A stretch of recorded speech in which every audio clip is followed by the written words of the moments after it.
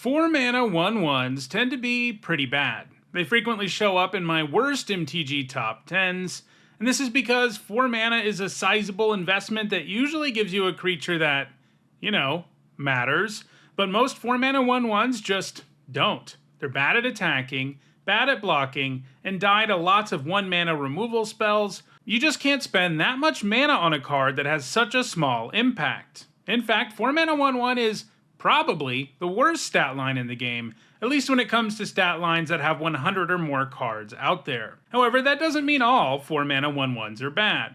After all, there are 113 of them, and they managed to design a few of them that do enough to be worthwhile. In this video, we'll look at the 10 4 mana 1/1s in Magic that have left the biggest impact on competitive Magic the Gathering, and it's an interesting study in what exactly it takes for a 4 mana 1/1 to actually be good. This video is sponsored by Card Kingdom. Use the links in the description to visit their store. Before we get started, here's a quick reminder on how I rank cards in these videos. A first tier top 8 is worth 2 points, that includes events like Pro Tours, and a second tier top 8 is worth 1 point. That includes events like regional championships. At number 10, it's Aladdin. For 2 generic and 2 red, it comes with an activated ability that costs 1 generic and 2 red, and then you tap Aladdin and you can gain control of an artifact for as long as you control Aladdin. If it seems weird to you that there's a Magic card of Aladdin, it's because Arabian Nights, the very first Magic expansion, was directly based on the real-world work of literature, 1001 Nights, which was a collection of stories written in the Arab world during the Middle Ages, and that's where the story of Aladdin comes from. Anyway, Aladdin would be an actively bad card if printed today. Since it had such a bad stat line and it requires 7 mana before it does something, you need to be stealing a great artifact for Aladdin to ever be worth it. However, Aladdin was in the deck that finished in 3rd place at the very first World Championship back in 1994. Back then, creatures were a lot worse, and most decks had lots of crazy powerful artifacts, including the Power 9, Soul Ring, and Icy Manipulator. However, Aladdin hasn't ever achieved another top 8 in the last 30 plus years. At number 9, it's Thelanite Hermit. For 3 generic and a green, it gives all saplings +1/+1, and it also has Morph, which means you can play it face down for 3 generic as a 2/2 creature. You can turn the Hermit face up at any time for 3 generic and 2 green, and when you do, it makes 4 green 1/1 sapling tokens. This is one way to overcome a 4 mana 1/1 stat line. Make it so you almost never cast the card that way. Also, we're going to see several times on this list that a 4 mana 1/1 that makes some extra bodies often tends to be pretty good, and that's what you have here. If you've got the time, putting this face down for 3 generic and turning it face up for 5 gives you an amazing board presence, 4 2/2s alongside the Hermit's 1/1 body, and if you have other saplings, things can get even sillier. Thelanite Hermit's points all came in Block and Standard in 2007, and in both formats it was played alongside Vesuvan Shapeshifter, a morph creature that can turn face up and copy other creatures, and if you copy a morph creature with that effect, you can get the turn face up trigger from the other creature. In other words, you could get sapling tokens every single turn for only a couple of mana if you have a Hermit in play alongside the Shapeshifter. However, the Hermit doesn't have any points since 2007.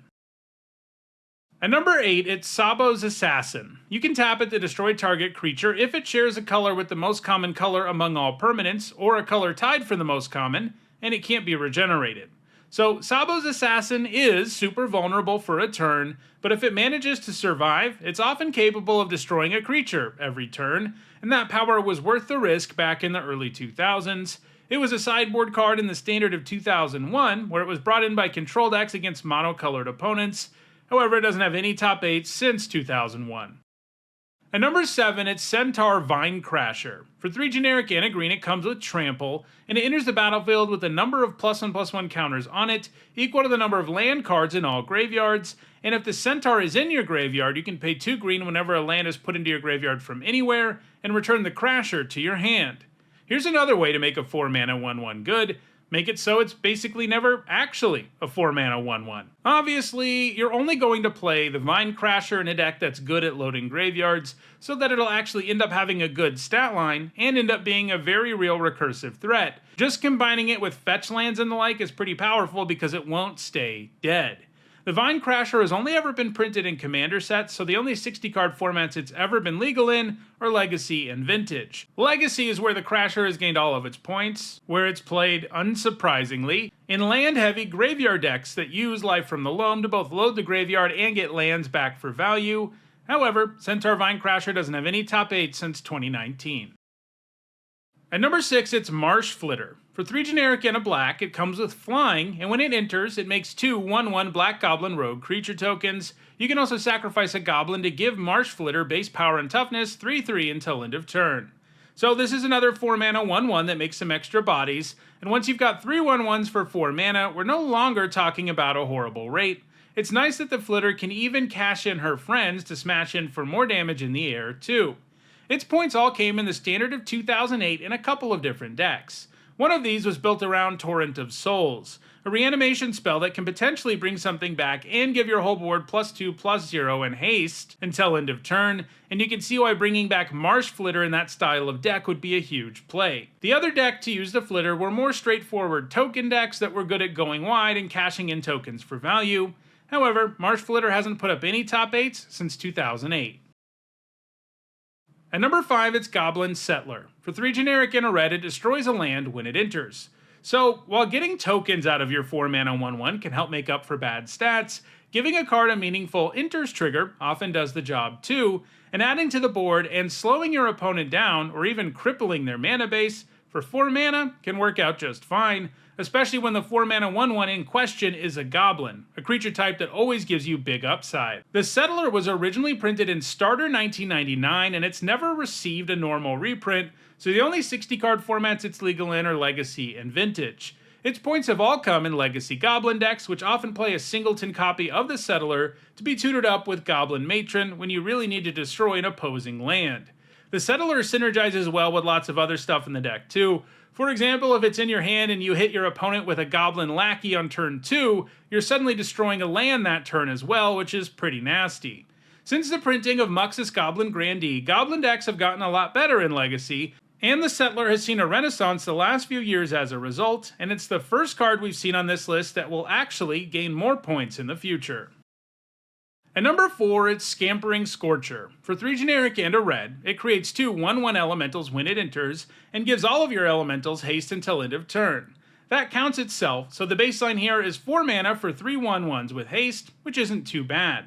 Its points all came in standard Yorion elemental decks. These decks used Orion as a companion, and Yorion was great with creatures that had enters triggers because it could rebuy them, and that was especially true in this deck, which used Risen Reef. A Reef on turn 3 and then a Scorcher on turn 4 was often game over. This is because the Reef triggers 3 times when the Scorcher and its friends enter, giving you pretty insurmountable card advantage, and the Reef also triggers when it enters, so it's simply an absurd value engine in general, all the more so when Yorion can also blink your entire board.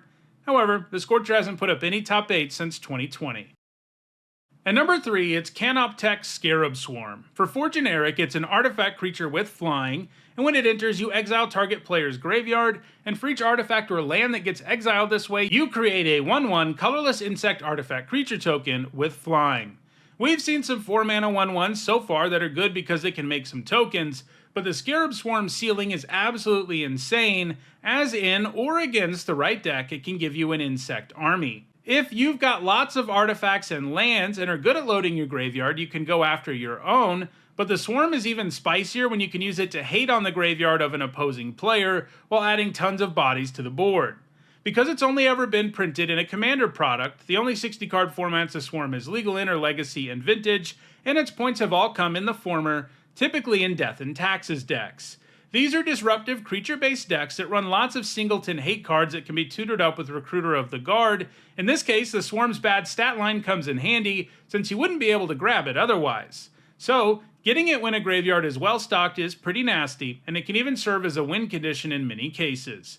Canoptech Scarab Swarm is going to continue to put up top 8s in Legacy going forward.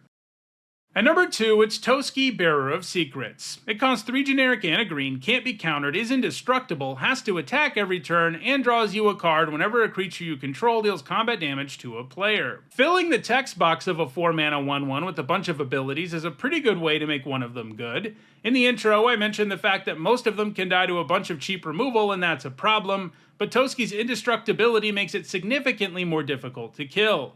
Furthermore, the turn it comes down, it can often draw you a few cards, which really offsets the downside of playing a 4-mana 1/1.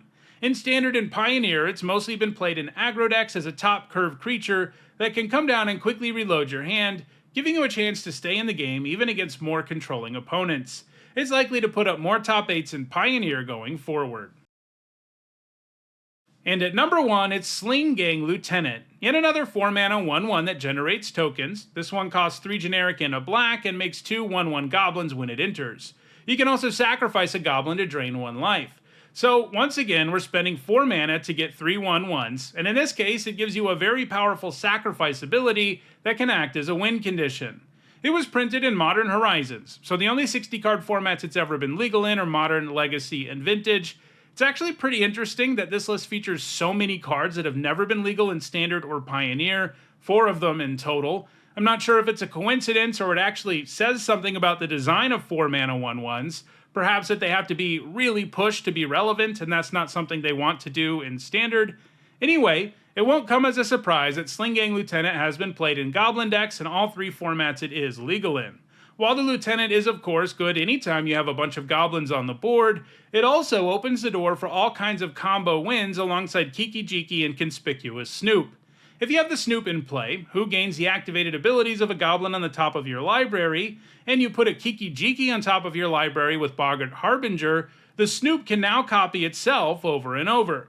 However, the copies all end up tapped, so you can't attack for the win. But once you're satisfied with the number of copies you do have, you can use the newest Snoop to copy the Harbinger and put Sling-Gang Lieutenant on top of your library, so now you can just sacrifice all of your goblins to drain all of your opponent's life. Sling-Gang Lieutenant is going to keep on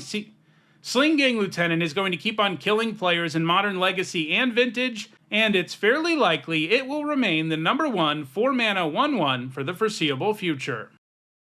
So those are Magic's best 4-mana 1/1s. If you're interested in playing these powerful but severely understated creatures, check out the description where you can find a Card Kingdom link for each card that appeared in the video. If you want to make sure you catch future MTG Top 10s, don't forget to subscribe, and if you want to catch up on the more than 800 other MTG Top 10s, including many more that look at creature stat lines, you should see a playlist on your screen shortly. Thanks for watching.